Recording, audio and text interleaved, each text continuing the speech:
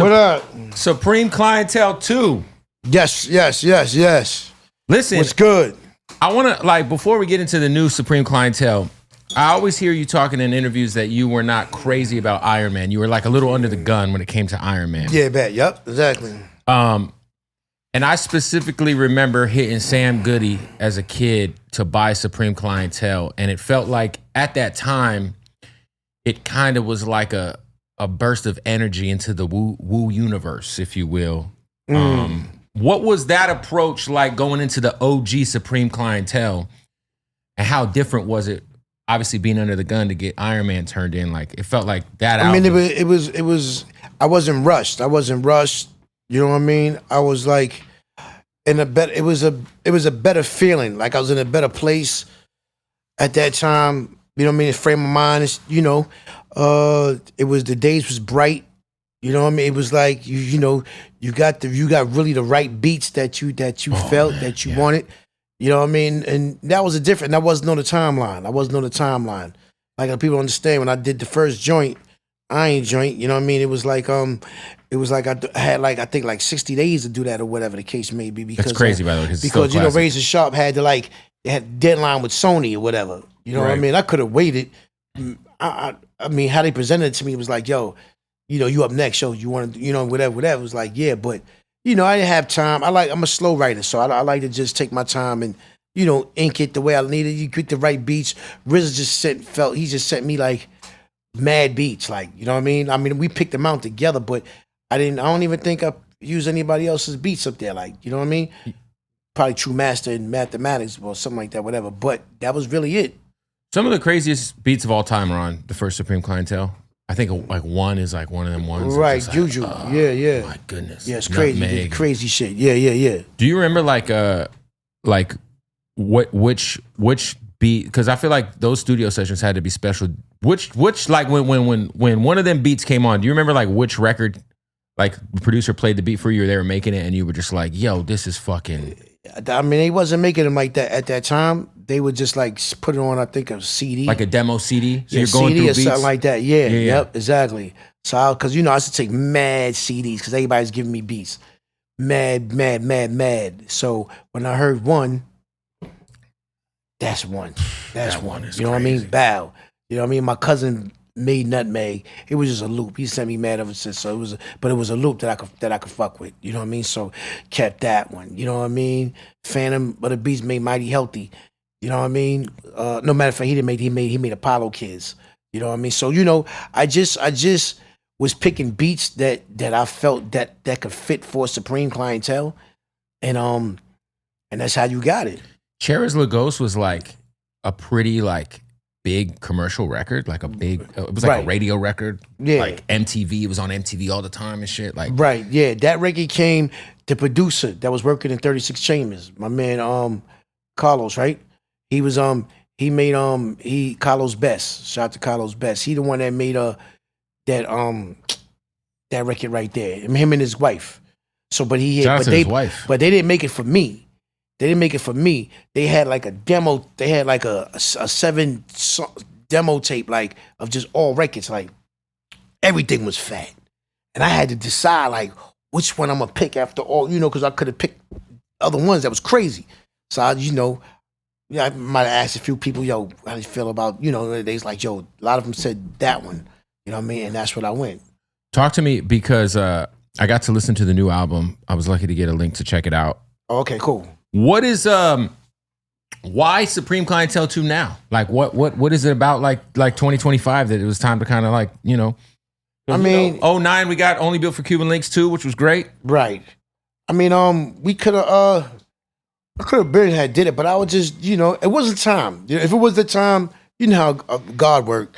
He just put it on you like that. But it was like in between that time, you know, I'm doing other projects for other people and, you know what I mean, stuff like that or whatever the case may be. And then by the time when you notice like, yo, you got you a couple of years away from it, you know what I mean? Then I guess that might just be the time from just where you drop it, you know, from the 25th anniversary. And yo, I tried to make it for that time for like, because I came out in February. But you know, for whatever reason, it wasn't wasn't there. Was like Nas hit you like, hey, we're about to do some crazy shit. Let's Nas not. It was like I've been looking for a home for it. Like, you know what I mean? The game, I just was holding a lot of other songs. I'm gonna look your mic a little. I was looking for like another home, like a home for it. And Peter's the guy. He just really kept at my door, like, yo, Supreme Client. We met up like 3 times or whatever. Then he came with the last time and was like, yo, you know what? This is what it is. That's that. I got this. I got that, and I accepted it. Can you give me the inspiration? One of your best verses ever is on Wu-Tang Forever on Impossible. This is an iconic verse. Right. It's made grown men cry. It gives people, like, I remember when I first heard it as a kid, I was like shook. You know what I'm saying? Like, what was the inspiration behind that verse? Was that a true story? Some of it in there is true. When the ambulance, you know what I mean? When Jamie, you know, call him Jamie, that was my baby's mother's brother. He had got murdered on July 4th. You know, and you know, that's where I put some of that in there like that, and she came downstairs like this, and you know how the mothers be, you know, they got their little, you know, still their gowns, and you know what I mean, and came down there, you know, it was an uproar. But you know, so I go from there and I just paint this picture and shit like that, because really a lot of the times it be the beat that takes you there. You know what I mean? If it was another beat, it wouldn't have been that. You know what I mean? Would have been something else. So, but the beat is so like theatrical and dramatic to me, like how I caught it. You know what I mean? So I'm like, yo, you know what? Let me jotting this down. Came back to it like maybe like a day or two later. Did that, whatever, and finished it up. And then that's how you got Impossible. Is everybody in the studio with you when you lay that down? Like, who's in there? There was people in there. Yeah. I can't remember who was in there though. But feels like that's like a moment, like an all-time moment. Yeah, it was people in there. And it'd be like a movie, like a short. That's what I'm trying to tell you, like a short. Yeah, like exactly. a short. Yeah, exactly. So that's how I like to write. I like to write like movies and things like that just go. Like I'm more better, I guess, at that than just doing like a lot of, because I like to paint pictures and shit. Because I'm like a deep thinker and shit. You have a record, the Fourth Disciple record on this new album, that's very in that same vein. Yep. It's because you know that. Yeah, hell yeah. So you know it was like that.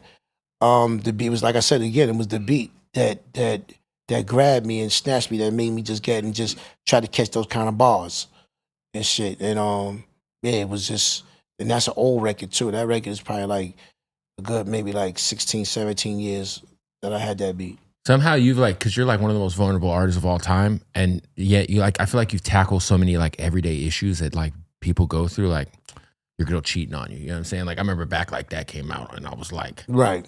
At the time, I was like 14, and this little 8th grade bitch cheated on me, dog, and that shit hit me. You know what I'm saying? Yes. This shit is like, yo, worry. You told her you played it for? No. No. By the way, great album. Bulletproof Walls is great. Right. Album. But what for you, like when you approach, for example, like the last song on the album is you and Method Man. Yeah. And it's talking about having a real friend. Right. Yeah. But that to me, that's like such a like, it's almost like it's something we all go through, something we all have. We all have like homies that like we have that are like that. But it's like people ain't making those type of records anymore that like we could live to, that we could like relate to. You know what I'm saying? Yeah. You know, the world, the game is like, I mean, it's like, it's really like being cheated, man. It's like, cause you know, it just, since this internet shit came in, it's like it just goes, it's just somewhere else. The kids just take it somewhere else with it. Like, don't get me wrong, I love what the kids doing this, but I wish the kids a lot of the times would you know, like, you know what, all just a chick with, you know, you money, drugs, jury, girls. That's all that's all it's about now. Right. But when you take a record like Cream, I grew up on the crime side, New York Times side. You know what I mean? It's like, yo, nigga, you putting that pain in. So you know, it's where we at today mentally. You know what I mean? But me, you know, I'm an old school cat. You know what I mean? So I respect the little nigga stuff. Excuse my language. Is there you know what I mean? any of the young guys you fuck with, like the real young dudes? Yeah. Obviously, I know you like Drake and Kendrick and all that, but like any of the the younger guys. I mean, I like them for It could be their vocals. Right. You know what I mean? And how they lay, you know what I mean? Like, it depends on what time it is. Like, I like Kodak Black and those guys like that, or whatever the case may be. And, probably a few other ones, you know what I mean? Then anybody's not on my radar, but you know what I mean? You got my old young friend on there, Gorilla Nems. He's on the album. Oh, Nems, yeah. I love Nems. He's the best. Yeah. So, but I'm just saying though, as far as the kids that's out right now, you know what I mean? It's just different. It's different. They probably won't make a song like how me and Meth did.